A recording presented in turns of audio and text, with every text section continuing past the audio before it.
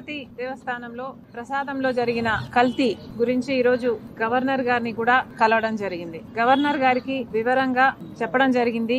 ఎంతో మంది కోట్ల మంది తెలుగు ప్రజలే కాదు భారతదేశంలో ఉన్న ఎంతో మంది భక్తుల మనోభావాలకు సంబంధించిన విషయం, వారి సెంటిమెంట్స్, వారి ఇమోషన్స్, వారి ఫెయిత్ కు సంబంధించిన విషయం. ఏ మతమైనా గొప్పదే, ఏ ధర్మమైనా గొప్పదే, ఏ ధర్మాన్నైనా ఏ మతాన్నైనా గౌరవించాల్సిన అవసరం మనందరికీ ఉంది. అలాంటిది ఈ రోజు కోట్ల మంది ప్రజలకు ఇది ఎఫెక్ట్ అవుతుంది అంటే ఆలోచిస్తే కూడా బాధేస్తుంది. రెండే విషయాలు చాలా స్పష్టంగా కనిపిస్తున్న విషయాలు. దీంట్లో ఒకటి, నేషనల్ డైరీ డెవలప్మెంట్ బోర్డు ఒక శాంపుల్ ను తీసుకొని దాన్ని పరిశీలన చేస్తే దాని రిపోర్టు లో తేలిన విషయం ఏమిటి అంటే ఘీలో ఉన్న పదార్థాలు fish oil, beef tallow, pork fat కూడా ఉంది అని. NDDB national dairy development board చెప్పిన రిపోర్టు ఇదైతే, ఇంకొక అంశము వీళ్ళు కొనుగోలు చేసిన నెయ్యి రేటు. నైవేద్యానికేమో 1600 రూపాయలు ఖర్చు పెట్టారట, కానీ లడ్డూలు తయారు చేసి నెయ్యి కోసం మాత్రం 320 రూపాయలు మాత్రమే ఖర్చు పెట్టారట. 320 రూపాయలు మాత్రమే ఖర్చు అయ్యే నెయ్యికి అలాంటి టెండర్ కు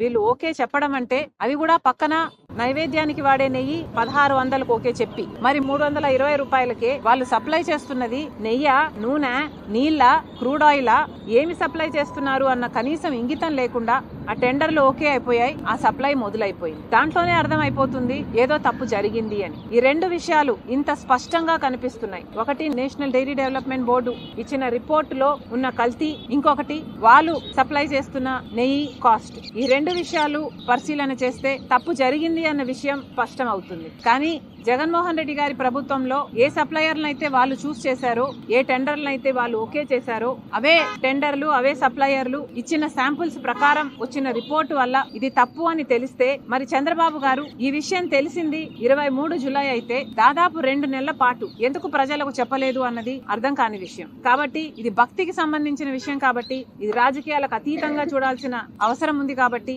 రాష్ట్ర స్థాయిలో ఏ ఎంక్వైరీ జరిగినా న్యాయం జరగదేమో, ఇది రాజకీయ కోణంలోనే చూస్తారేమో అన్న భయం ఉంది. కాబట్టి ఈ రోజు గవర్నర్ గారిని కలిసి సిబిఐ ఎంక్వైరీ కోసం ఆయన కూడా ప్రతిపాదన పంపించాలి అని కోరడం జరిగింది. స్పష్టంగా అర్థమవుతున్న విషయం ఏమిటి అంటే, దాదాపు టీడీటీకి సంబంధించిన ఆస్తుల విలువ 3 లక్షల కోట్లకు పైగానే అంటున్నారు. అలాంటప్పుడు వాళ్ళ సంవత్సరపు బడ్జెట్టే 5,000 కోట్లు అయినప్పుడు ఇంత చిన్న విషయంలో, నెయ్యి విషయంలో ఎందుకు కక్కుర్తి పడ్డారో జగన్మోహన్ రెడ్డి గారి ప్రభుత్వం సమాధానం చెప్పాలి. అలాగే చంద్రబాబు గారు కూడా మీకు 23వ తేదీన, జూలై 23వ తేదీనే ఈ రిపోర్ట్ వస్తే మరి అప్పటి నుంచి ఇప్పటి వరకు ఎందుకు బయట పెట్టలేదు? ప్రజలకు చెప్పాల్సిన అవసరం మీకు కనిపించలేదా? దీని మీద ఎంక్వైరీ చేయాల్సిన అవసరం మీకు కనిపించలేదా? చంద్రబాబు గారు కూడా సమాధానం చెప్పాలి. గవర్నర్ గారికి ఇదంతా వివరించడం జరిగింది, ఆయన సానుకూలంగా వినడం జరిగింది. ఆయన పరిధిలో ఆయన దీని మీద రిపోర్ట్ తెప్పించుకుంటాను అని మాట ఇవ్వడం జరిగింది. అంతేకాకుండా ఆయనకు చేతనైనంత ఆయన పరిధిలో ఆయన ఏది వీలైతే అది తప్పకుండా ఎంక్వైరీ కోసం చేస్తానని చెప్పడం జరిగింది.